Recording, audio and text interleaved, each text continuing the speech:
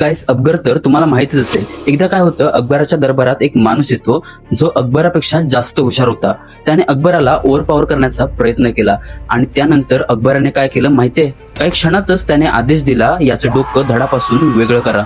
So इथला important lesson असा आहे, कधीही आपल्यापेक्षा मोठ्या माणसासमोर त्याच्यापेक्षा जास्त हुशार बनण्याचा प्रयत्न करू नका.